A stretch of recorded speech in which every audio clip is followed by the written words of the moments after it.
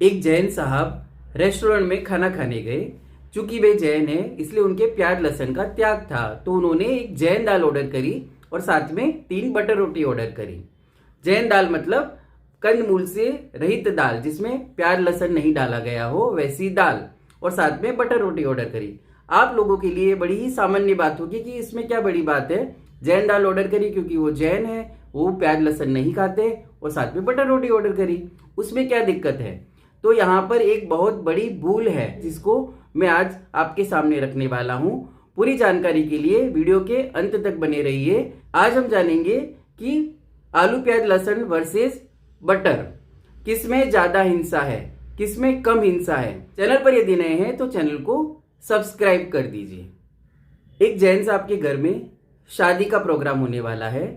शादी में बहुत बड़ा खाने का आयोजन करना है। उन्होंने एक हलवाई को बुलाया और उन्होंने उसको एक मेन्यू दे दिया कि शादी में ये आइटम बनने चाहिए, और उसको स्पष्ट क्लियर कह दिया गया कि हम जैन हैं, हमारे यहाँ कंदमूल का बिल्कुल भी प्रयोग नहीं होता, तो आप खाने में बिल्कुल भी आलू प्याज लहसुन गाजर मूली आदि कंदमूल का यूज मत करना। ठीक है, शादी के दिन खाना तैयार हो गया और सब लोग ठाट से खाना खा रहे हैं। किसी भी व्यंजन में आलू प्याज लहसुन आदि का उपयोग नहीं किया गया। लेकिन ये क्या, जो तंदूरी रोटी का काउंटर था वहां पर एक बड़े से भगोने में बहुत सारा मक्खन रखा गया था और सब लोग चाव से खा रहे थे। किसी के भी दिमाग में यह नहीं आया कि यहाँ मक्खन क्यों रखा गया है, यह तो जैन साहब के यहाँ की शादी है।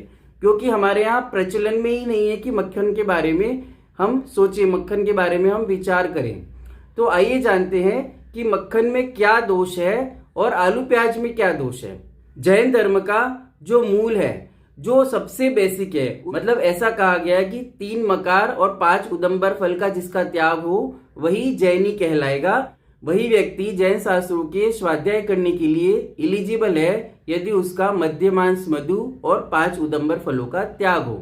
मध्य मतलब शराब, मांस मतलब नॉनवेज जो जीवों के शरीर को खाया जाता है, और मधु मतलब शहद, और 5 उदंबर फल जिनमें बहुत सारे त्रस जीव हुआ करते हैं। उदंबर फल तो हमारे खाने में प्रचलन में नहीं आते, तो मुख्य रूप से मध्य मांस मधु की हम बात करते हैं। मध्य मांस मधु क्यों नहीं खाना, ये तो सभी जैनियों को पता ही होगा कि शराब के अंदर, मांस के अंदर और शहद के अंदर अनंत जीव होते हैं और उनकी जीव हिंसा से बचने के लिए हमको मध्य मांस मधु का त्याग करना चाहिए। और मध्य से नशा होता है इसलिए भी शराब का त्याग करना चाहिए। लेकिन मध्य मांस मधु ये 3 मकार के अलावा जैन शास्त्रों में एक चौथा मकार भी कहा गया है, उसका नाम है मक्खन।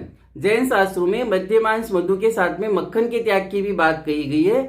आलू प्याज लहसुन के त्याग की बात बाद में की गई है। सबसे पहले प्रत्येक जैनी को मध्य मांस मधु और मक्खन का त्याग करना चाहिए, ऐसा कहा गया है। ऐसा क्यों, आज ये हम समझेंगे। जैन आगम में 2 प्रकार के जीव कहे गए हैं, त्रस और स्थावर जीव। स्थावर जीव मतलब एक इंद्रिय जीव, ऐसे जीव जिनमें केवल स्पर्शन इंद्रिय हो। पृथ्वी, जल, वायु, अग्नि और वनस्पति, ये 5 प्रकार के एक इंद्रिय जीव होते हैं। और दूसरा जो प्रकार है उसको त्रस जीव कहते हैं, मतलब 2 इंद्रिय, 3 इंद्रिय, 4 इंद्रिय और 5 इंद्रिय। ये जो 4 प्रकार के जीव है उनको त्रस का एक जीव कहते हैं। तो मांस किसको कहा जाता है, 2 इंद्रिय, 3 इंद्रिय, 4 इंद्रिय और 5 इंद्रिय। ये 4 प्रकार के जीव जिनको त्रस जीव कहा जाता है, उनके शरीर को खाना या उनके शरीर के अंगों को खाना, यह मांस भक्षण कहा जाता है।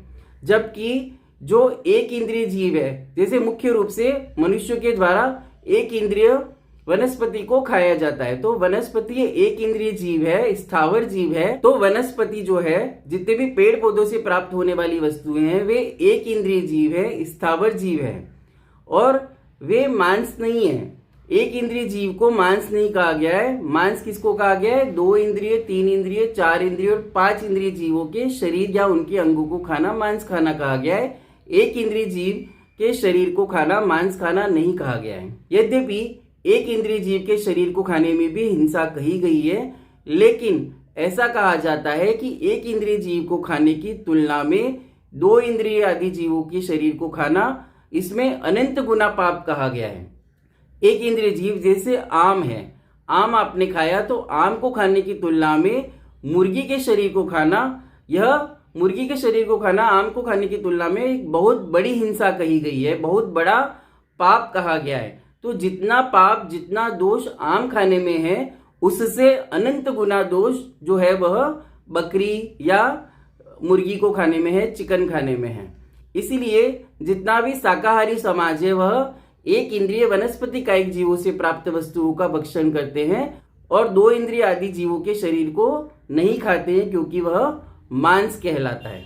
ठीक है, तो यहाँ हमने समझ लिया कि एक इंद्रिय स्थावर जीव क्या है और तरस जीव क्या है। तरस को खाना मांस कहलाता है, स्थावर को खाना मांस नहीं कहलाता है। अभी स्थावर जीव वनस्पति के अंदर भी अनेक प्रकार की प्रजातियां होती है। तो कुछ वनस्पतियां ऐसी होती है जिनका स्वामी एक ही जीव होता है, केवल एकमात्र जीव होता है, जैसे लौकी है, आम है, केला है। जैसे लौकी है, केला है, आम है, ये एक ही जीव का शरीर है, इसमें एक इंद्रिय जीव होता है। इनको खाने से केवल एकमात्र एक इंद्रिय जीव का घात होता है। इसकी तुलना में जितने भी कंदमूल हैं, आलू, प्याज, लहसुन, गाजर, मूली, अदरक, इन सब के अंदर अनंत काय जीव निवास करते हैं। आलू के अंदर एक सुई की नोक चुभोने से जितना आलू का पार्ट बाहर आता है, उतने हिस्से के अंदर अनंत एक इंद्रिय निगोदिया जीव निवास करते हैं।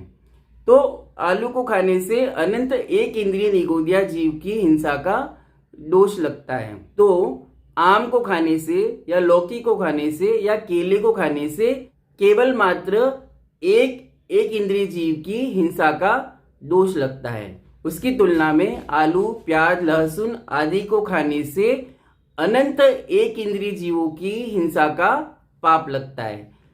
और तीसरा जो है वह है मांस। तो मांस के अंदर 2 इंद्रिय, 3 इंद्रिय, 4 इंद्रिय और 5 इंद्रिय जीवों की हिंसा का दोष लगता है। पहले तो जिसके शरीर को काटा गया उस जीव की हिंसा का दोष लगेगा और उस मांस के अंदर प्रति समय अनंत निगोदिया और तरस जीव उत्पन्न होते रहते हैं। तो उन जीवों की भी हिंसा का महादोष मांस खाने में लगता है। कहीं कहीं ऐसा भी कहा जाता है कि कोई व्यक्ति 100 वर्ष तक वनस्पति खाए और कोई व्यक्ति एक बार एक सुई की नोक के बराबर मांस खाए, तो वह सुई की नोक के बराबर मांस खाना अनंत गुणित पाप है 100 वर्ष तक वनस्पति खाने से होने वाले पाप की तुलना में। इतना बड़ा पाप कहा गया है मांस भक्षण में। तो अभी तक हमने समझा कि वनस्पति एक इंद्रिय जीव की हिंसा का क्या दोष है और 2 इंद्रिय आदि जीवों के शरीर को खाना या मांस खाने में क्या दोष है। अभी हम आते हैं बटर पर या मक्खन पर। बटर, मक्खन या नवनीत जिसे कहते हैं, बटर, मक्खन या नवनीत जिसको कहा जाता है। तो यहाँ पर हम प्रोसेस समझेंगे कि मक्खन निकाला कैसे जाता है। सबसे पहले दूध से दही जमाया जाता है और फिर दही को मथा जाता है जिससे मक्खन निकलता है और उस मक्खन को अग्नि पर चढ़ाकर उसको बहुत अच्छे से गर्म किया जाता है जिससे घी बनता है। तो दूध में भी कोई दोष नहीं है, दही में भी कोई दोष नहीं है, घी में भी कोई दोष नहीं है, लेकिन मक्खन में महादोष कहा गया है। जैन आगम में कहा गया है जैसे ही दही को मथ कर उसमें से मक्खन निकाला जाता है उसको तुरंत अग्नि पर चढ़ाकर बहुत अच्छे से पकाकर घी बना देना चाहिए, क्योंकि दही से निकालने के अंतर्मुहूर्त के अंदर ही मक्खन में 2 इंद्रिय आदि जीव पैदा होना शुरू हो जाते हैं। एक अंतर्मुहूर्त के अंदर, एक अंतर्मुहूर्त का मतलब है एक समय से 48 मिनट के बीच का कोई भी टाइम पीरियड, मतलब 5 मिनट को भी अंतर्मुहूर्त कह सकते हैं, 15 मिनट को भी अंतर्मुहूर्त कह सकते हैं, 45 मिनट को भी अंतर्मुहूर्त कह सकते हैं। तो इस टाइम पीरियड में कभी भी 2 इंद्रिय आदि जीवों का उत्पन्न होना मक्खन के अंदर शुरू हो जाता है। तो नॉर्मली इतने कम पीरियड में मक्खन खाया ही नहीं जा सकता। हम जब भी कहीं से बाजार से मक्खन लाते हैं वो तो कितना पुराना होता है, 48 मिनट की बात तो बहुत दूर की बात है। तो उस मक्खन में 2 इंद्रिय आदि जीव पैदा हो जाते हैं यदि उसको तुरंत अग्नि पर चढ़ाकर घी नहीं बना दिया गया। तो अभी घी बनाने की बात नहीं हो रही है, अभी यह बात हो रही है मक्खन खाने की बात।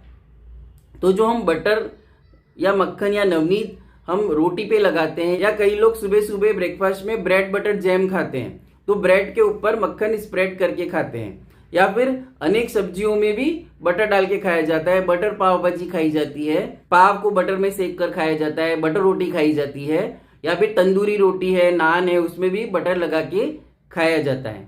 तो बटर खाने से 2 इंद्रिय आदि जीवों की हिंसा का पाप लगता है, और 2 इंद्रिय आदि जीवों की हिंसा का पाप मतलब मांस खाने वाला पाप। मतलब बटर खाना इज इक्वल टू नॉनवेज खाना। जैन धर्म में मक्खन को खाना मांस खाना ही है, मांस खाने के बराबर नहीं कह रहा हूं। बटर खाना इज इक्वल टू मांस खाना, क्योंकि उसमें 2 इंद्रिय आदि जीव उत्पन्न हो जाते हैं।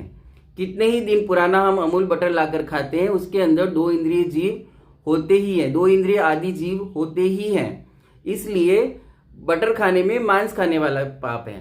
तो अभी जैन साहब ने क्या किया था, जैन दाल का ऑर्डर किया था।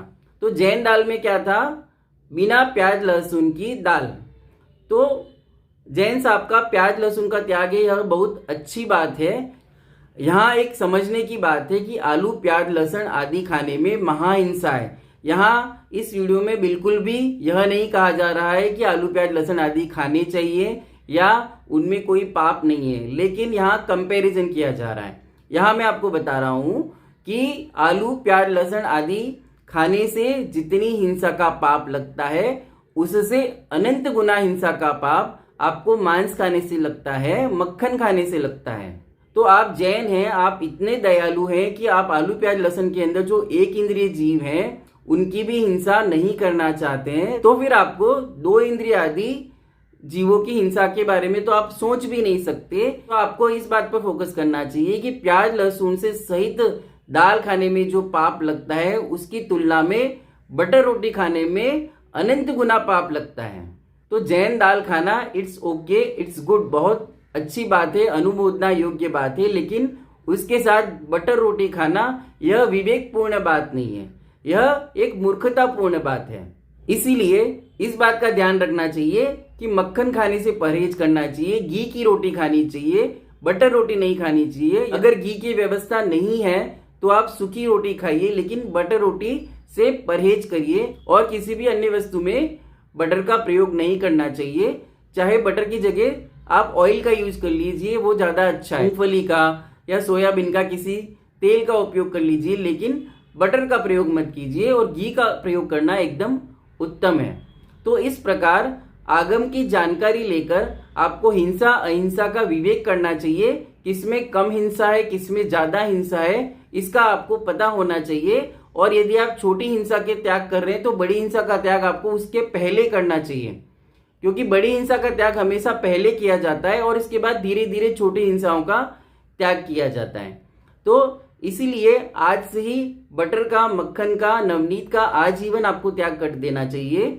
चूंकि आपने आलू प्याज लहसुन आदि कंदमूल का त्याग किया हुआ है तो आप धर्मात्मा हो, जैनी हो, लेकिन आपको विवेक रखते हुए उससे बड़ी हिंसा से बचना चाहिए। और यह भी आश्चर्य की बात है कि जैनों की शादी में बिना प्याज लहसुन का खाना बनता है, लेकिन साथ में बटर रोटी वहां पे परोसी जाती है, तो उसका भी निषेध होना चाहिए। लोगों को यह जानकारी होनी चाहिए। तो आपके सर्कल में, जानकारी में जितने भी ऐसे लोग हैं जिनका आलू प्याज लहसुन आदि का त्याग है और वे इस प्रकार की बटर रोटी या बटर पाव या इस तरह का जो भी खाते हैं, उन तक इस वीडियो को अवश्य शेयर करिए और उनको इस बात से अवगत कराइए कि आलू प्याज लहसुन खाने की तुलना में मक्खन खाना महाहिंसा है। आलू प्याज लहसुन में भी महाहिंसा है, लेकिन उससे भी बहुत बड़ी हिंसा मक्खन खाने में है। इसीलिए प्रत्येक जैनी को आलू प्याज लहसुन का तो त्याग करना ही चाहिए, सभी कंदमूल का त्याग करना चाहिए, लेकिन बटर का त्याग तो सबसे पहले करना चाहिए। वीडियो पसंद आया हो तो लाइक करें, शेयर करें, कमेंट करें और चैनल को सब्सक्राइब करें। जय जिनागम, जय महावीर।